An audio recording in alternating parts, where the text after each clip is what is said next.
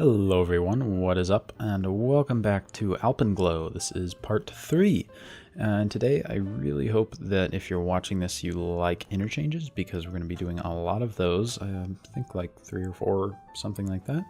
But we're starting off with this ring road that I was talking about in the last episode. It's coming up from under that arterial road first, and then we're going to be going kind of cutting through this area that'll be a neighborhood eventually. And then we're curving over so that we can meet up with the base of the mountains here. And we're going around and we want to meet up with this main arterial here. So we can have an interchange there so people can get to the downtown area.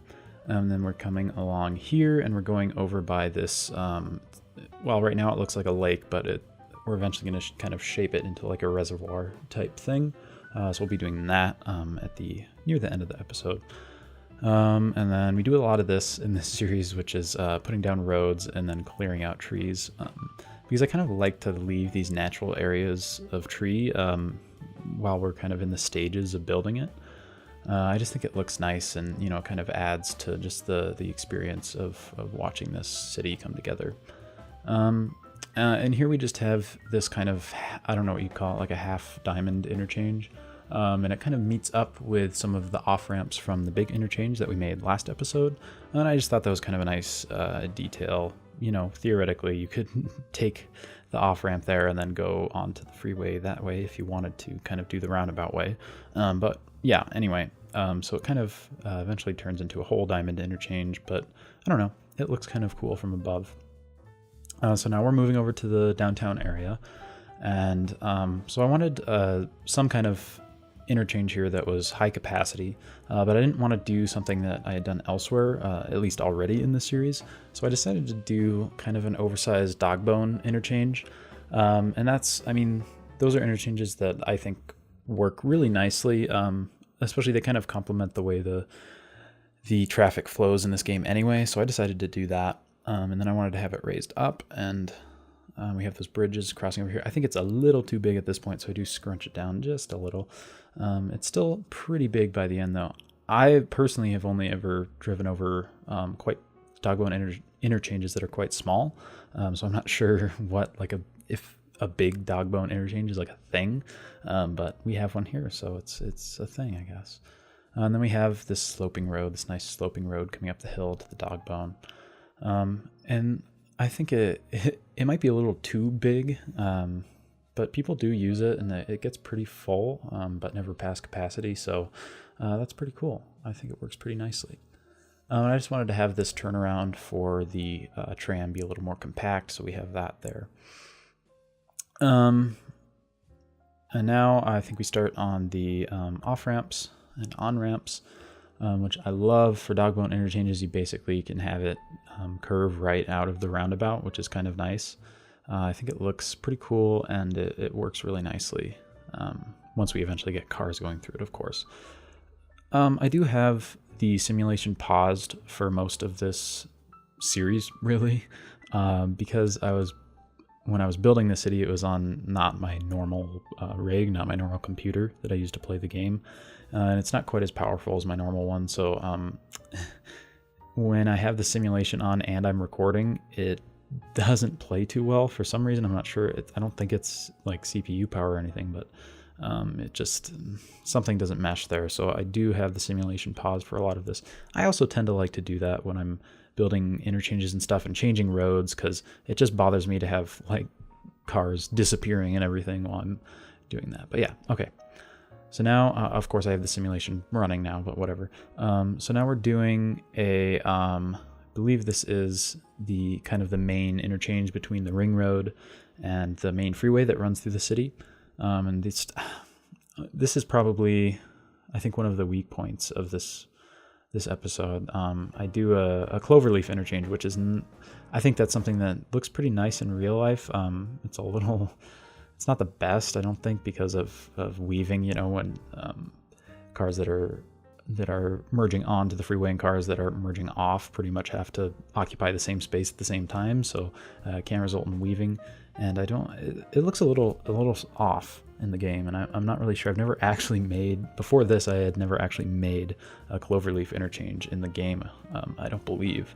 never a full cloverleaf. So it's something that's new to me. And I did my best, so I'll let you guys be the judge of whether it's good or not. But I definitely think that it looks fine from above. And that's really, again, that's what I'm going for in this series. I'm not super worried about the exact details, and I try to just roll with, with the kind of the quirks of the game as they come along. Like with this, just the way the off-ramps meet on the freeway just looks a little off to me. And I'm not really sure how to fix that because just the nodes are so close that there's not really too much wiggle room. But it does work. It's not too, there actually isn't that much weaving because the traffic ends up being pretty spread out, which is kind of nice.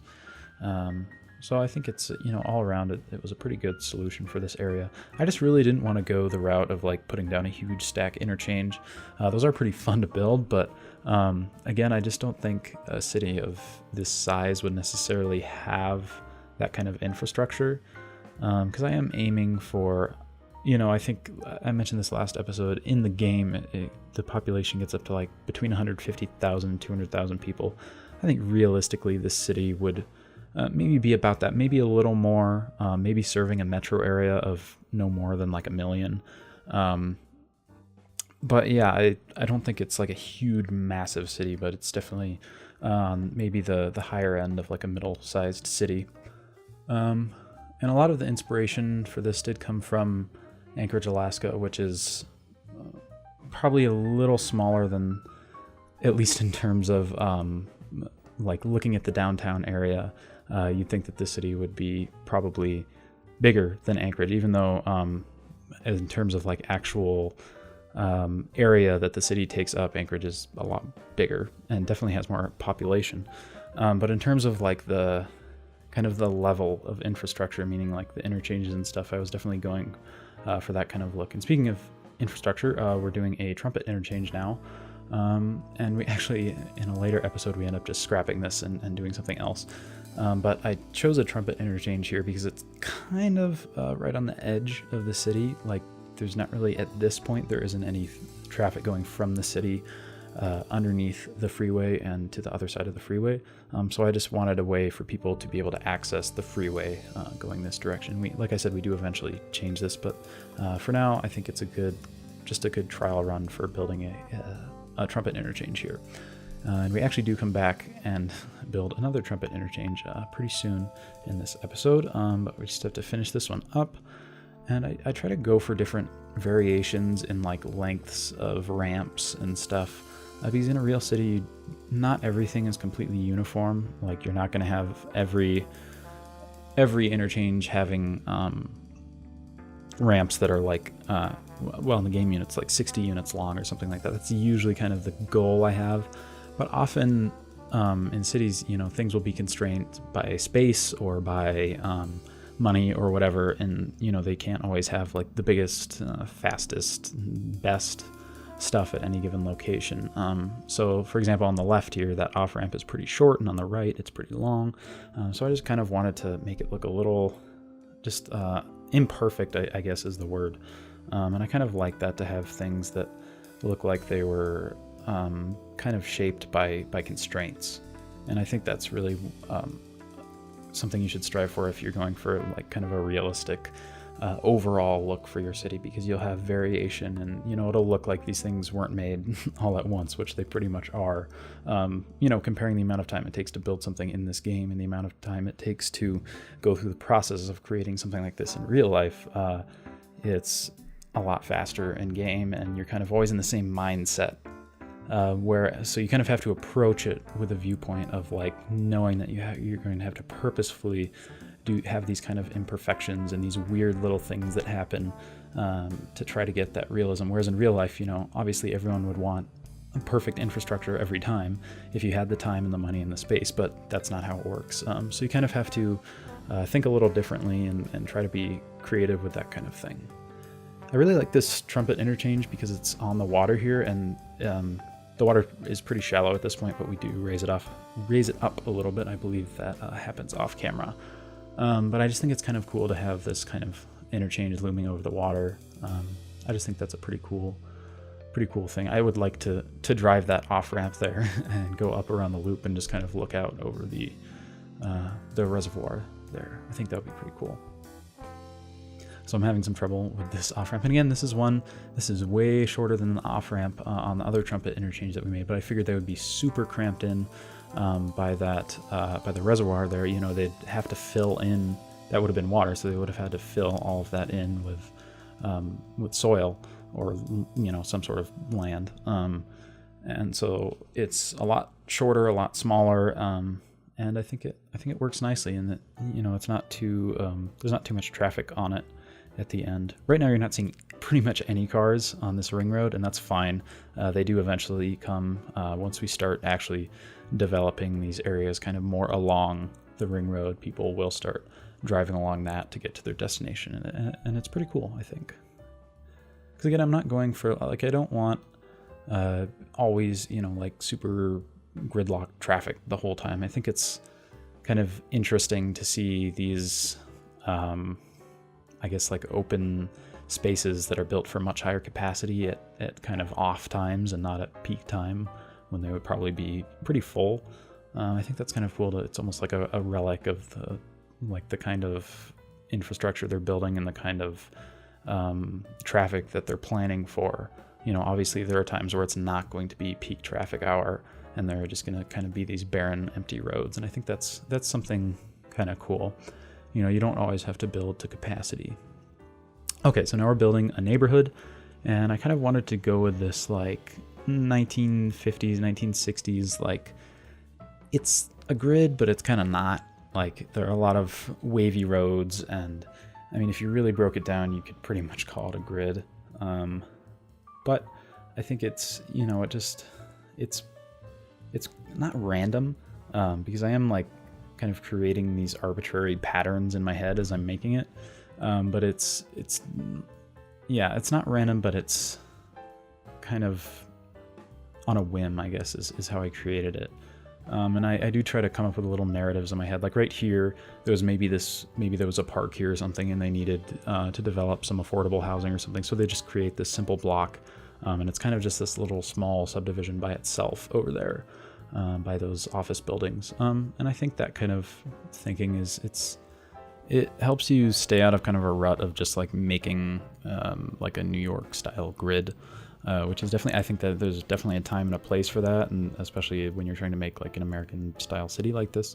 But there's definitely, I mean, if you look at a city of, you know, comparable size and history and everything, you're probably going to find, in terms of like actual land mass, you're probably going to find more of this kind of sprawling neighborhood that has this kind of like curvy faux grid, I guess. I don't know. But yeah, I like that kind of look from above, especially when we come back and we put in a bunch of trees, which I don't know if we do that this episode, but basically the entire city beyond the downtown and a couple other kind of city core areas are pretty much completely covered in a tree canopy, which I think is kind of cool. And then again, that's inspired from Anchorage, Alaska. There are a lot of trees there. Also thinking of places like, obviously it looks different, but Georgia, Atlanta, Georgia, I believe that has like the largest tree cover of like any city in the world or in the US or something like that. Yeah, here we go. Lots of trees. Obviously this is like a little ridiculous, like how many trees I have here. We do eventually kind of tone it down and make it a little bit more precise and kind of a little less just, you know, there are more patterns to it. It's not quite as just like kind of like dense forest. But I still think overall it looks pretty nice. Now here we're extending this. I'm gonna keep calling them tram lines because that's what they're called in game. But I'm imagining that this is kind of like a very basic light rail system, and we do come back and add. I think pretty much like at the end of the series, we come back and we add some actual like housings for where the stops are to kind of replicate the look of like a station. So when I say tram, I mean light rail. So we'll delve more into that in future episodes when we have more expansion of the city and we start working more on different neighborhoods and kind of different, you know, historical towns that are now merging with the expansion of the downtown area. It's pretty cool. I think as this series goes on, it gets better, as far as I can say. Of course, I'll let you guys be the judge of that, but I do think that we improve kind of the look and the realism of everything. So I think that you guys are really going to enjoy what we have coming next.